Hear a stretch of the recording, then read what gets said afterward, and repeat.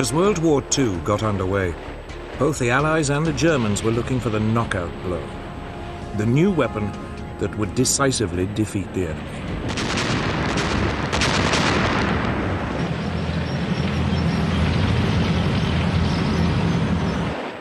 For Hitler's Germany, the problem was that Britain was an island. His tanks couldn't blitzkrieg across the Channel. The only way to defeat her was to strangle her seaborne supply routes.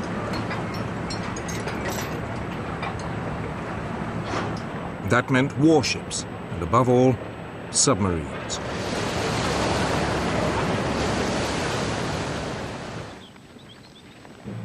For the Western Allies, the problem was attacking Germany when there were no Allied troops in mainland Europe.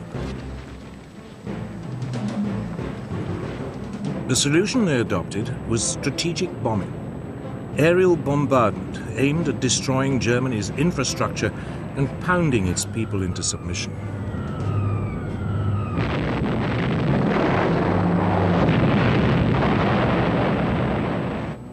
The two sides had adopted two very different tactics, but with one aim: to save their troops and to bring the war to an end as quickly as possible.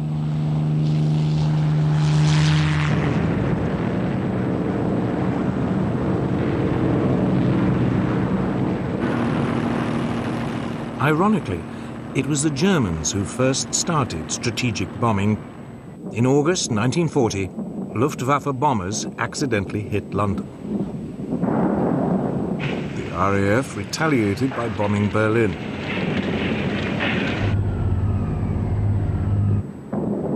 By the autumn, Germany was bombing Britain's cities almost daily, convinced the British would eventually crack.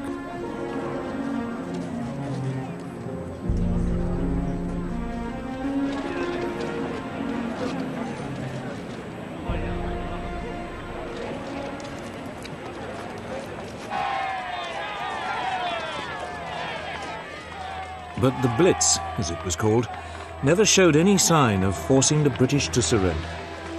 And by the summer of 1941, it was dying away as the Luftwaffe turned its attention to the war in Russia.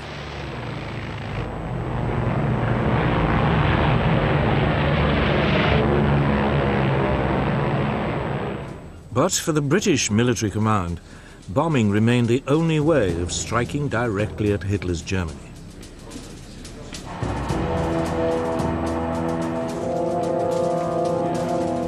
Moreover, by early 1941, the RAF was starting to receive a new generation of bigger, more powerful, four-engined bombers. These could carry loads of up to 18,000 pounds of bombs, 4 times the capacity of earlier aircraft. The first of these was the Short Stirling.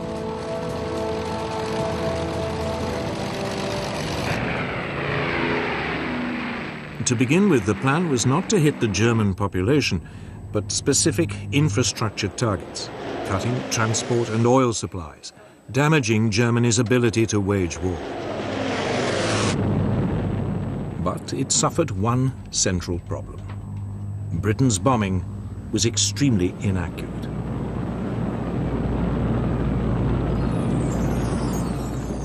In August 1941, a secret British report showed that over the crucial German Ruhr industrial area, only 10% of British bombers were getting their bombs within 5 miles of their target. At the same time, the German air defenses were taking a terrible toll on British planes.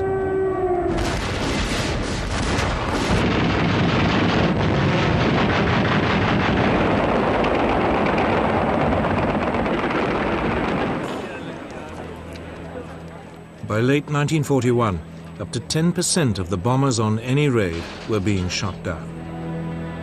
A loss rate which couldn't be sustained.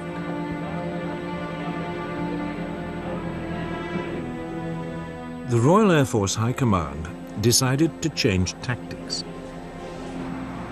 It gave up any pretense of trying to hit specific targets.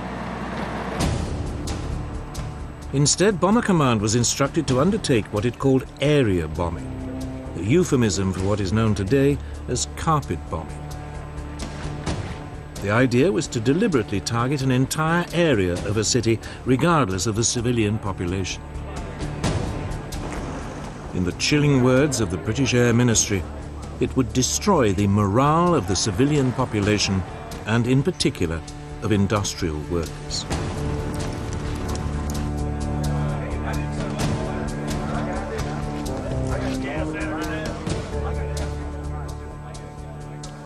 Its leading exponent was Air Marshal Sir Arthur "Bomber" Harris, who was now appointed Commander-in-Chief of RAF Bomber Command.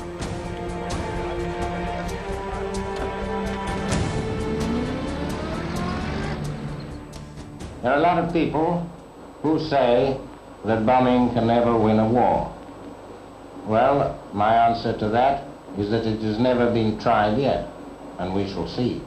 They sowed the wind, and now they are going to reap the whirlwind.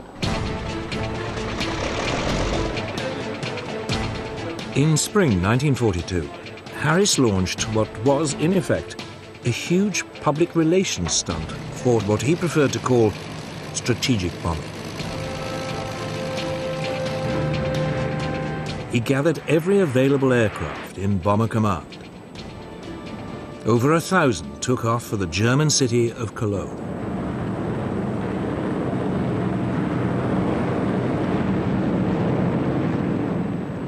The city's defenses were overwhelmed. 600 acres were destroyed.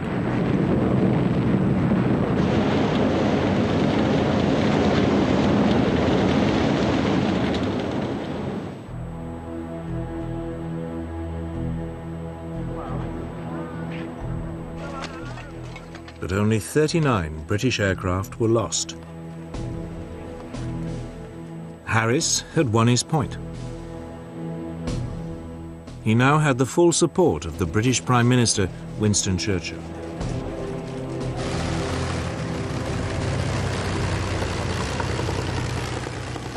He also now had an outstanding new weapon, the Avro Lancaster, the finest heavy night bomber of the war. And he had a new partner. By the summer of 1942, the United States had joined the air war in Europe. American planes began to appear in Britain. The majority were the Boeing B-17 Flying Fortress. It was heavily armed with 13 machine guns and could, in theory, fight its way through to a target in daylight without a fighter escort. It was also equipped with a new bomb sight that would supposedly allow it to drop its bombs with almost unerring precision.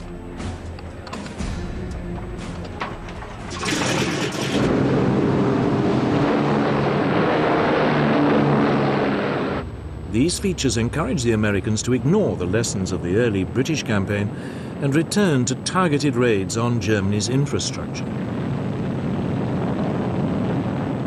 In August 1942, the Americans put the Flying Fortress to the test. 12 of them attacked marshalling yards near Rouen in France.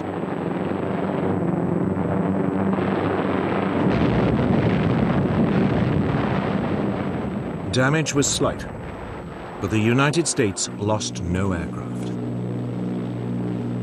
For the Americans, it was the proof that daylight raids on infrastructure targets could work.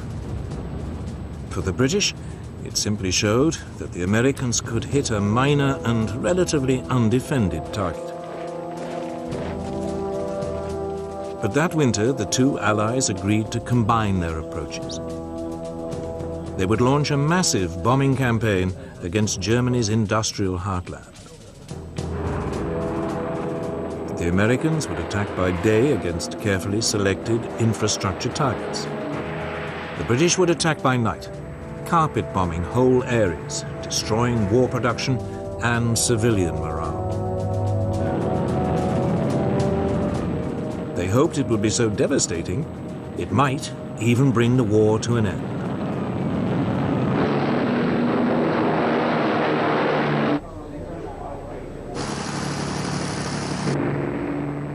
In March 1943, British planes took off for the German industrial city of Essen. High-speed Mosquito light bombers went in first, dropping flares to highlight the targets. Then a force of nearly 450 Lancaster bombers swept over the city, dropping their loads.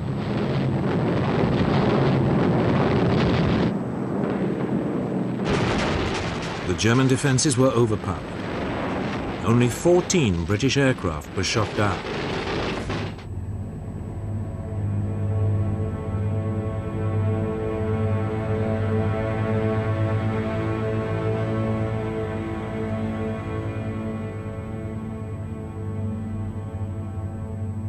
The Essen raid was followed by wave after wave of similar attacks on industrial towns in the Ruhr.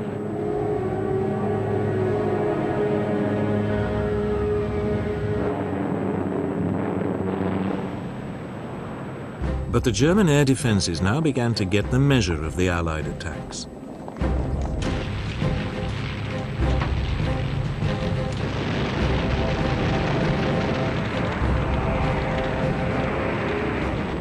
Britain's losses climbed to 1 in 10.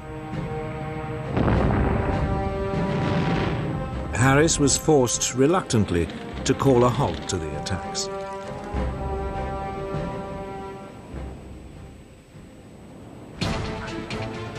But then he was informed about a new Allied invention. Codenamed Window, it consisted of clouds of aluminium foil strips dropped from an aircraft. As the foil fell, it jammed any radar system. It promised to cripple the German air defenses.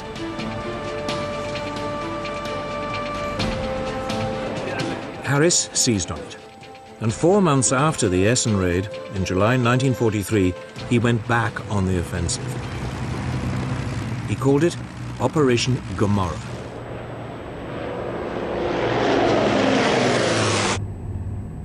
The target this time was the industrial port of Hamburg.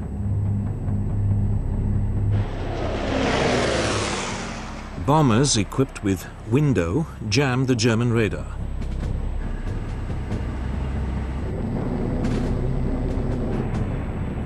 Other aircraft dropped incendiary bombs.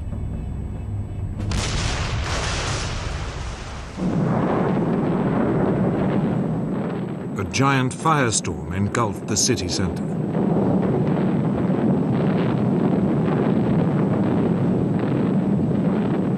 "40,000 people died, and 500,000 were made homeless.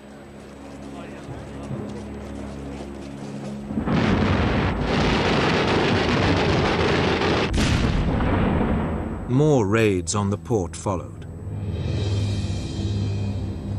It was an enormous shock to the German people.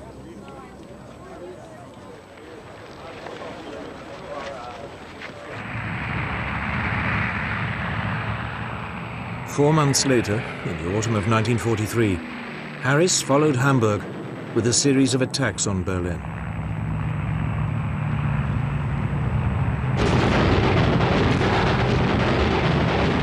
But by now the Germans were learning to overcome the effect of Window, and by spring 1944, British losses were back at nearly 1 plane in 10. Worse, there was no sign German civilian morale was cracking. Harris's carpet bombing campaign was just not working. But neither was the American alternative of targeting infrastructure.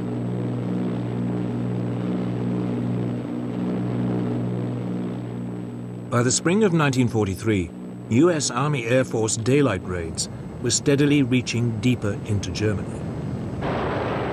But American losses were climbing. Around 1 in every 15 planes was being shot down.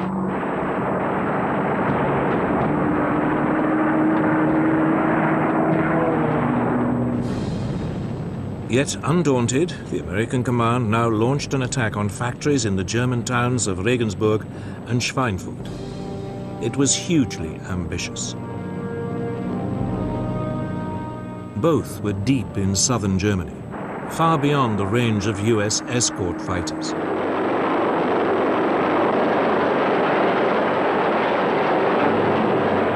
It was a disaster.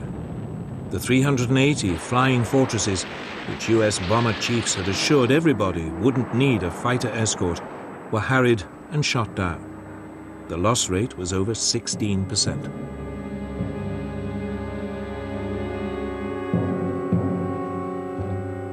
The US was forced to suspend its bombing campaign. The war in the air had reached stalemate, and there was still no sign of it helping to usher in a victory.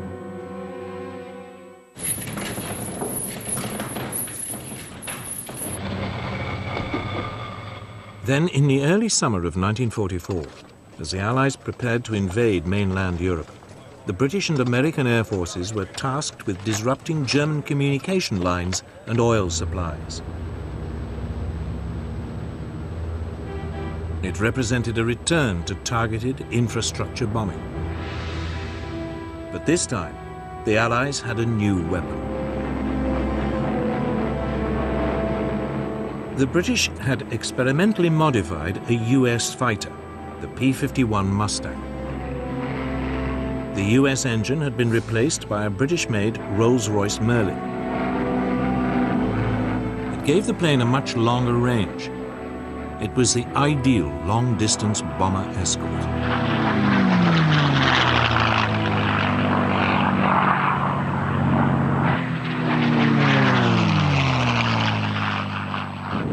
The Allied bombers hit bridges and roads leading to the German front in France with almost surgical precision. Oil supplies to the German military were drastically reduced.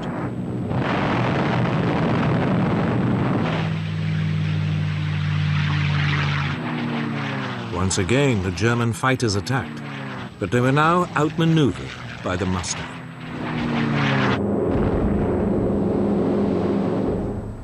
Much of the German Air Force, now running low on fuel, was grounded. The campaign of targeted bombing on Germany's infrastructure may not have been the knockout blow the Allies hoped for, but it was finally paying dividends. But one man was not impressed. Bomber Harris was still obsessed with the idea that ever more devastating carpet bombing attacks would stop Germany in her tracks once and for all. So it was that in late 1944, Britain returned to carpet bombing. German city after city was hit and devastated.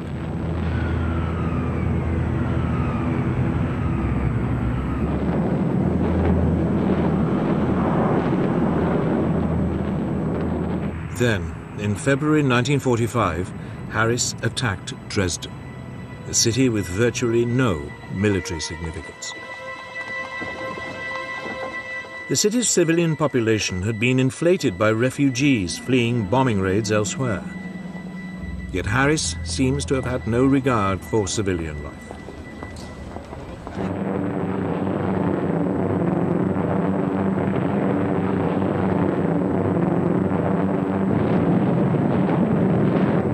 The city is flattened. Some 50,000 people died.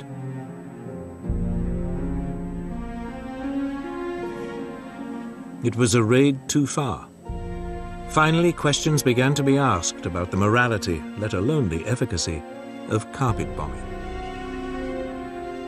Whatever it had achieved, it had been done at an horrendous cost of civilian and military lives. Critically, it had failed to break German morale, yet 60% of RAF crews had died before they had completed 30 missions.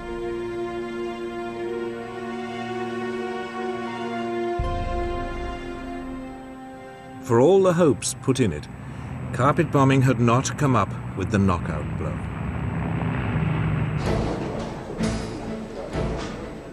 The Germans, meanwhile, had put their faith in an altogether different technology to give them the knockout blow they needed to win the war.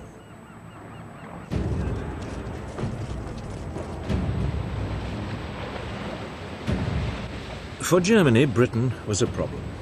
It was an island, and for once Hitler's formidable land forces were useless.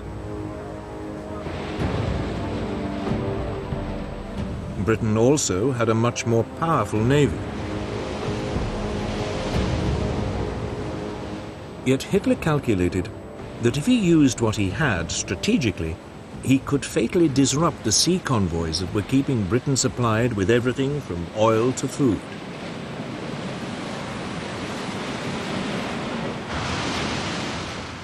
In the first 18 months of the war, German raiders sank more than 130 British merchant vessels.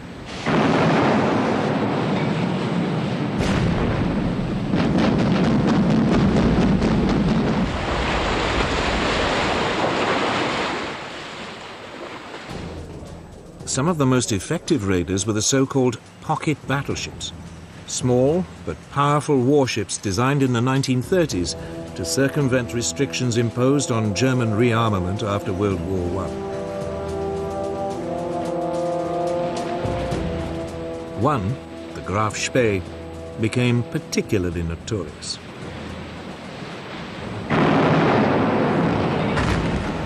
In a matter of weeks, she sank 9 Allied merchant ships in the South Atlantic before being cornered off the River Plate in South America and Scotland.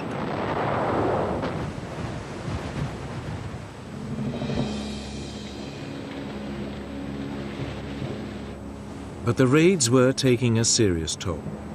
If the losses continued to rise, Britain would have real supply problems.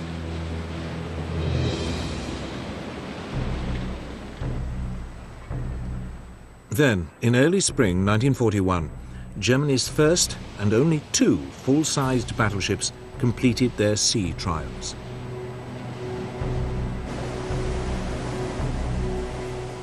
They sent a shiver through the British Navy. Their potential for destruction was enormous.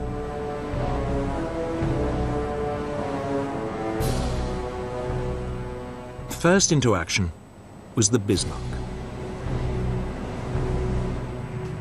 In May, RAF reconnaissance aircraft spotted her in the Norwegian port of Bergen, trying to sneak out into the North Atlantic.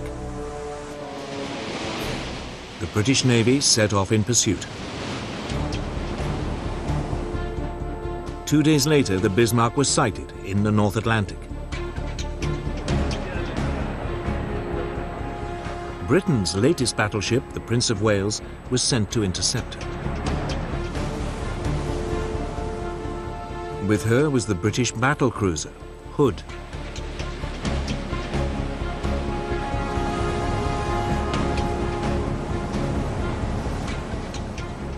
Early on May the 24th, 1941, the 2 forces met. It was the first time the 2 sides' battleships had squared up to each other.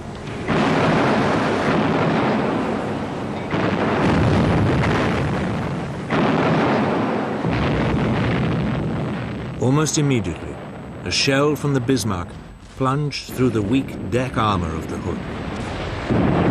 It penetrated one of the aft magazines. There was a huge explosion.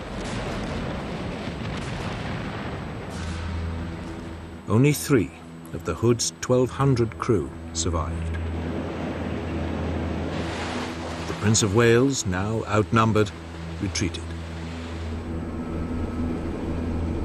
It was round 1 to the Bismarck. 2 days later, Bismarck was spotted again, this time far to the south, several hundred miles off the coast of France. British Swordfish torpedo bombers swooped in.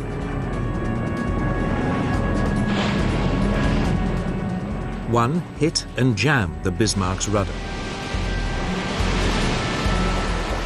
The following morning, 2 British battleships, the Rodney and King George V, caught up with the crippled Bismarck.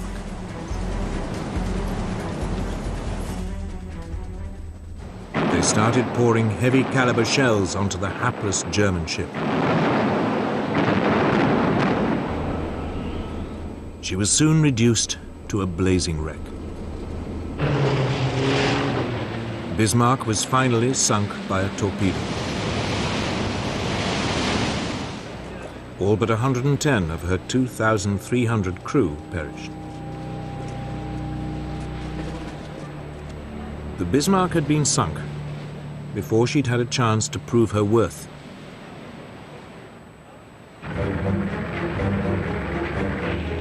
Then, in June 1941, Hitler invaded the Soviet Union. The war at sea entered a new phase.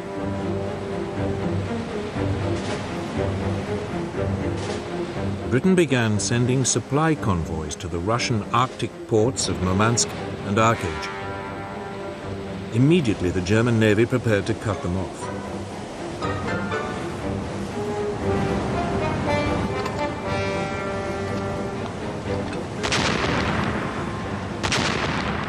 Convoy after convoy was attacked or threatened.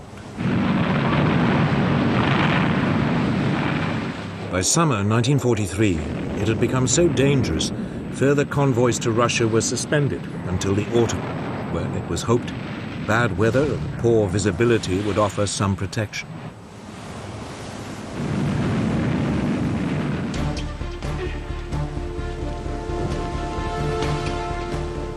While the convoys were suspended, Britain turned its attention to one of the biggest threats it faced, the Bismarck's sister ship, Tirpitz. She'd spent months hiding in the Norwegian fjords, waiting for the moment to pounce. All the while, the British Navy had been keeping her under close watch, determined to eliminate Germany's last battleship.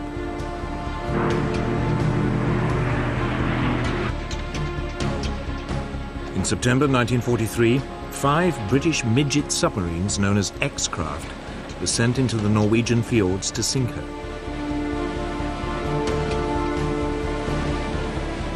The attack caused only minor damage. By the following spring, the Tirpitz was once again ready to menace the Arctic convoys.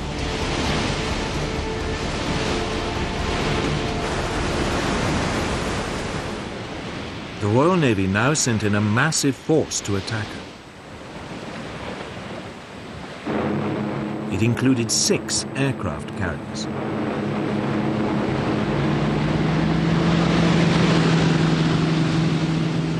They took the Germans completely by surprise.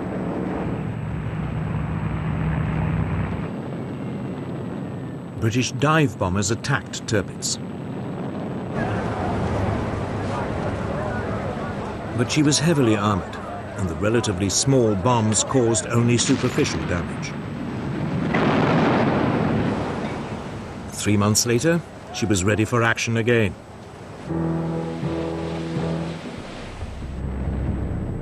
She was soon spotted in another Norwegian fjord. Lancaster bombers carrying massive 5-ton tallboy bombs were sent in to sink her once and for all. Tirpitz put up a smokescreen, which partially obscured her. Nevertheless, several bombs struck her bow, causing severe damage.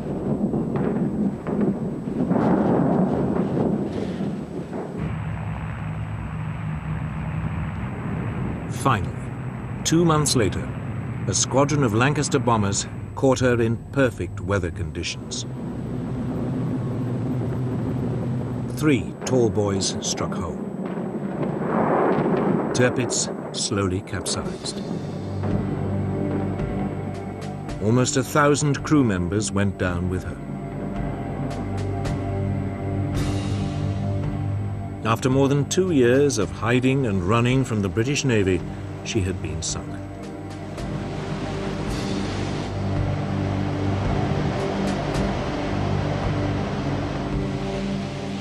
Germany's battleships had promised much, but against the overwhelming might of the British Navy, they'd never had a chance to prove their worth.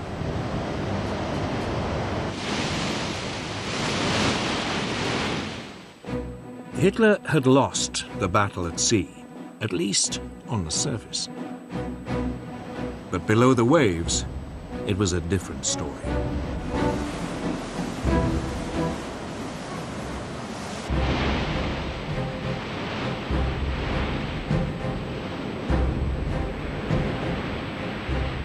Germany's military planners had long expected that the country's U-boat fleet would play a key role in cutting Britain's supply lines.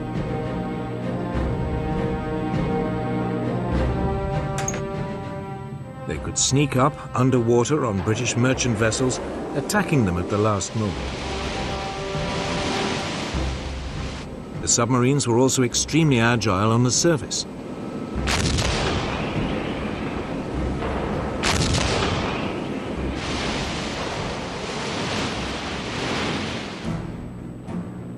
To combat the threat, Britain's merchant fleet was corralled into convoys for protection. But there was a serious shortage of anti-submarine ships to escort them. Many ships sailed without protection. Yet Britain's naval command remained remarkably complacent. They believed they had the weapons and the technology to contain the U-boat threat. It was soon proved wrong.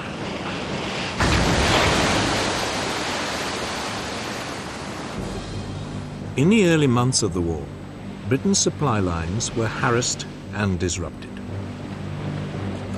Often the U-boats would attack on the surface, picking off merchant ships with their deck guns.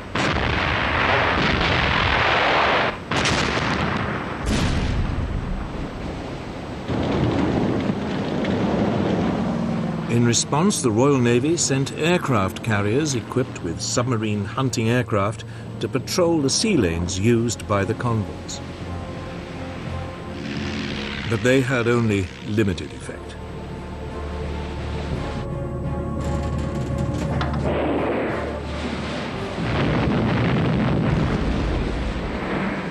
By the end of 1939, over 100 Allied merchant ships had been sunk by German submarines. If losses continued at this rate, Britain would face disaster. Oil, food, and weapons would all begin to run short.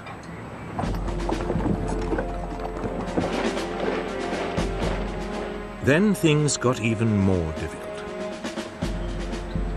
Germany overran France.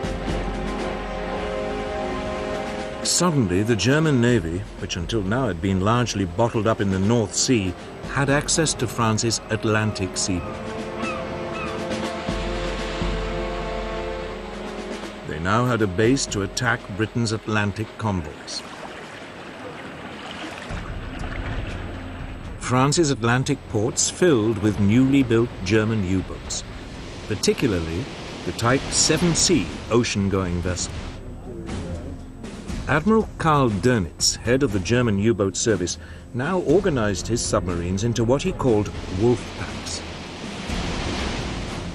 A group would be lined up across a likely convoy route. As soon as one U-boat spotted a convoy, it called in the rest to attack.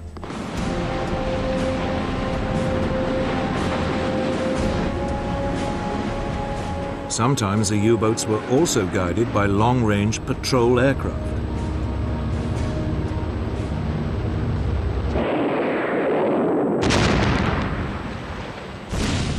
By the end of October 1940, up to 40% of Allied merchant shipping per convoy was being sunk. Britain's supplies were under threat.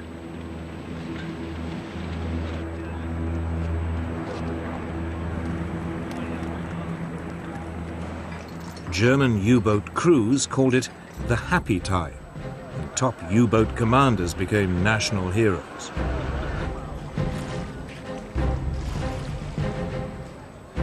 Britain was paying dearly for its lack of preparation.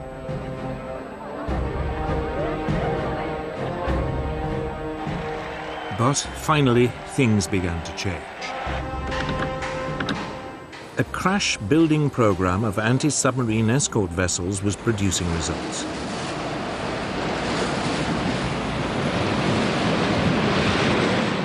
The first corvettes, as they were known, were coming off the slipways.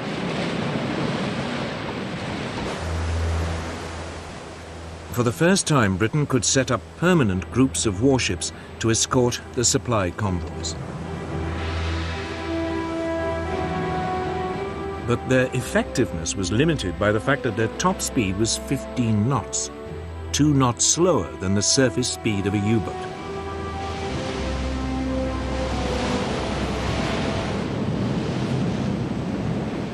At the same time, the patrol aircraft of Britain's Coastal Command were equipped with depth charges.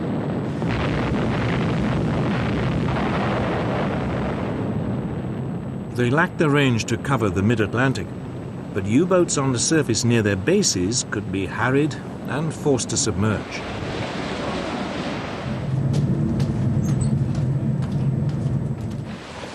Then, as in the bombing campaigns, it was a series of technological breakthroughs that really came to Britain's help.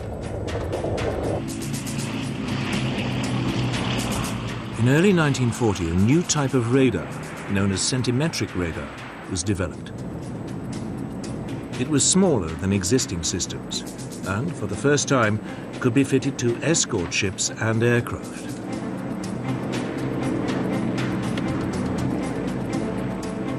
Now, any German U-boat on the surface was vulnerable.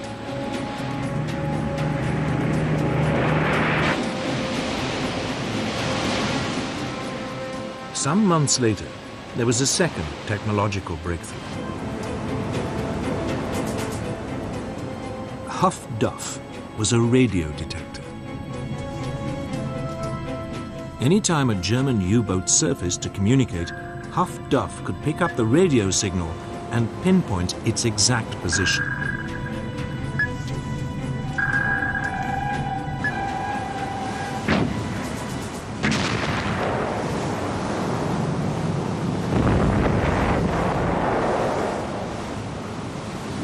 Steadily, during the spring of 1941, Britain began to contain the U-boat threat.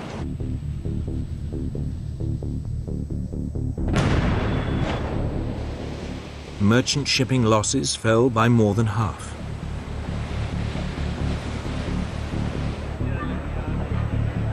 In early March, Gunther Prien, one of Germany's top U-boat commanders, failed to return from a patrol.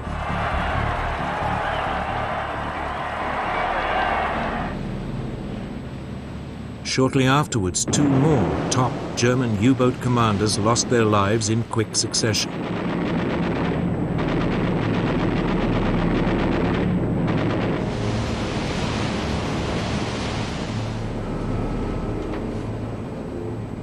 Then Germany suffered a major disaster that would reverberate through the rest of the war.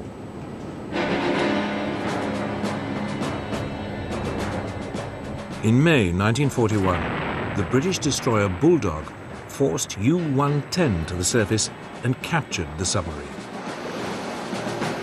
On board was an Enigma machine used for encoding German signals. More importantly, Bulldog also captured the naval code books that went with the machine. It would provide vital assistance to Britain's code breakers. Soon, unbeknown to the Germans, Britain was getting a real insight into German naval communications.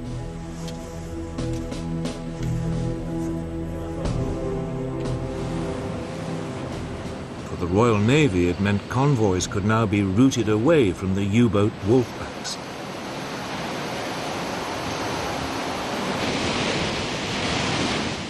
Germany's submarines had to work harder and search further to find and sink their prey.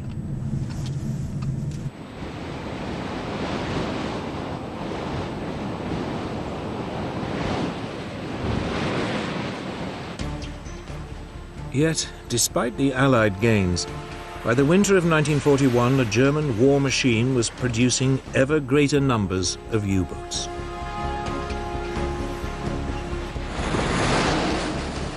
The long-term outlook for Britain's supply routes still looked ominous. Then, in December 1941, the war at sea changed decisively.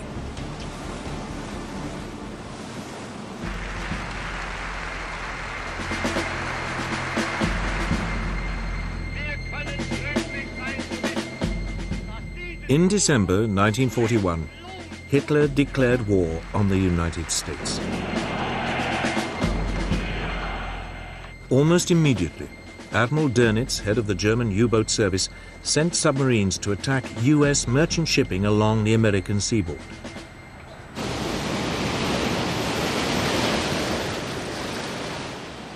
At first, only a few of his submarines, the new Type 9, were capable of making the long voyage from Europe.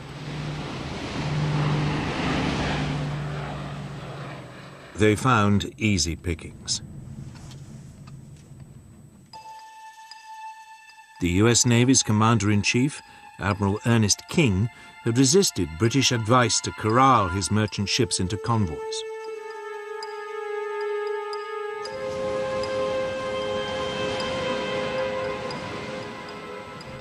Over a 3-month period, more than 400 US merchant ships were sunk or destroyed.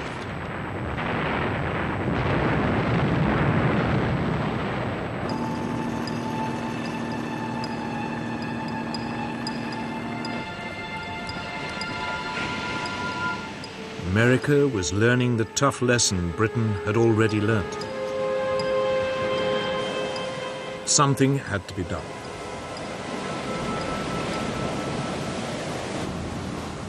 King now changed his mind, and by May 1942, the United States had introduced a limited system of convoys.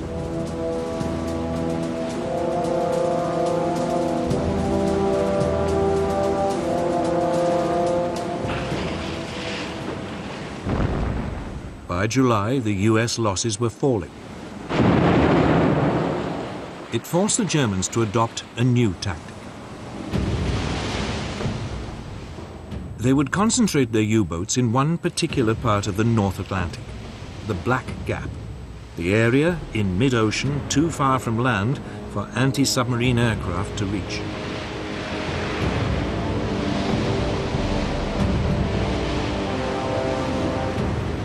Often a convoy would be hit by more than 15 submarines coming at it in waves.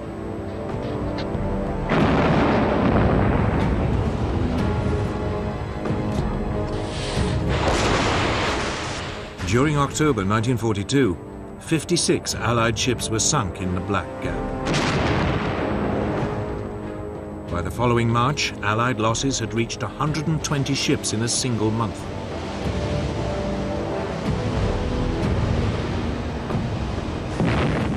During the same month, the Germans lost only 12 U-boats. Hitler's tactic of disrupting Britain's supply lines so severely the country would collapse seemed a real possibility. It looked as though his U-boats might win him the war.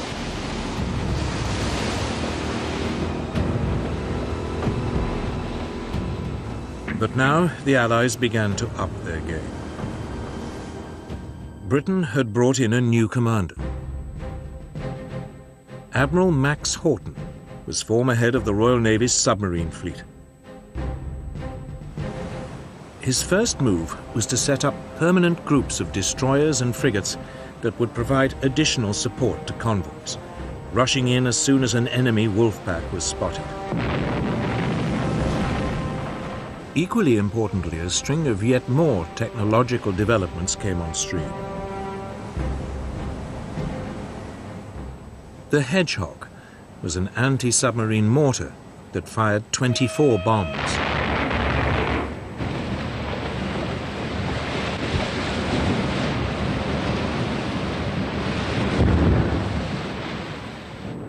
Allied aircraft were fitted with a new high-powered searchlight, the Lee light.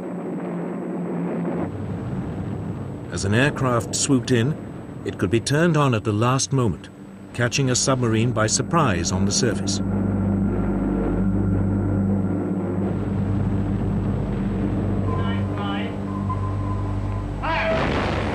The steady technological advance now began to pay off.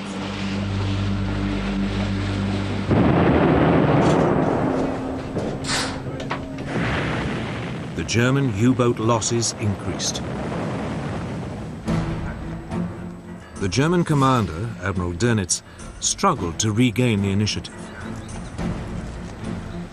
In April, he ordered an all-out U-boat attack on convoy ONS-5, a convoy of 43 merchant ships traveling from Liverpool to Canada. It was designed to be a demonstration of German naval force. 40 U-boats descended on the convoy.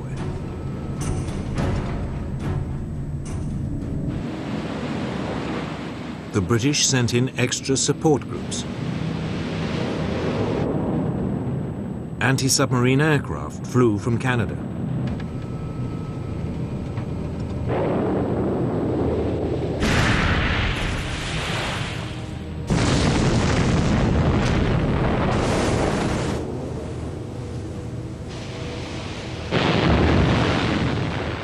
It would take 4 days for the Allies to beat off the German attack.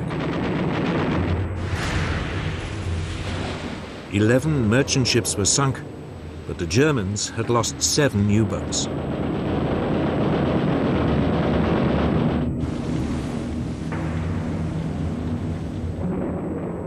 Two weeks later, Dönitz tried again, attacking a second convoy.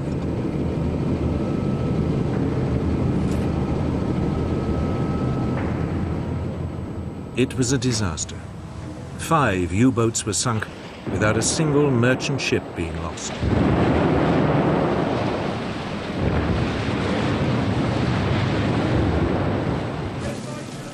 During May 1943, a quarter of all Germany's operational U-boats was sunk. The Germans were finally beginning to lose the U-boat war in the Atlantic.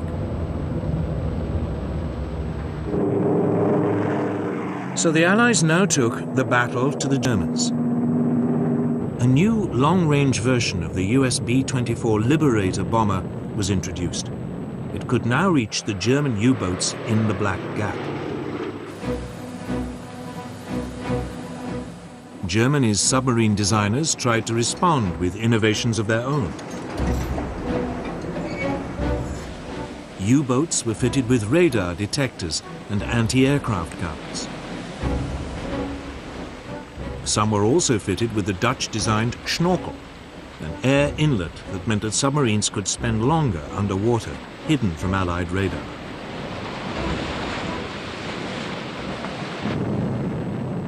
But it was too little, too late. The Allies still found them.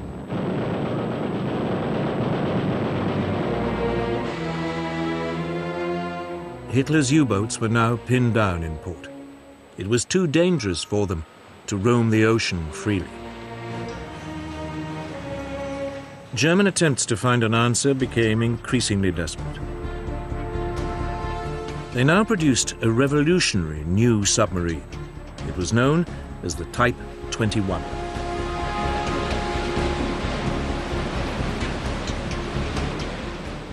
It was electric-powered and capable of 17 knots while submerged, over twice the speed of a traditional submarine and fast enough to outrun most surface vessels. But again, it was too late. Only one ever became operational, and it never made contact with the enemy. By the end of 1943, the Allies dominated the Atlantic. It was a turning point in the war. Hitler's U-boat campaign had taken a terrible toll on both sides. The Germans lost nearly 800 submarines. 75% of the U-boat crews perished. On the Allied side, some 32,000 sailors died.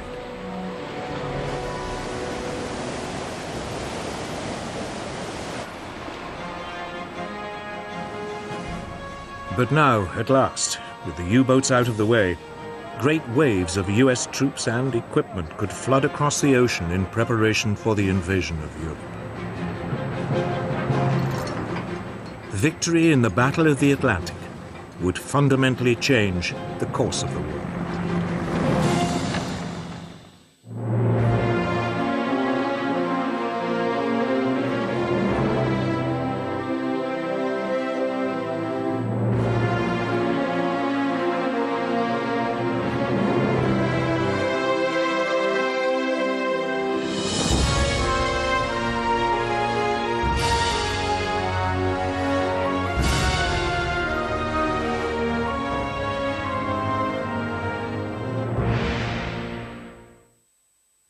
I'm Mark Palmerton, and my brother Steve and I design and build historic monuments.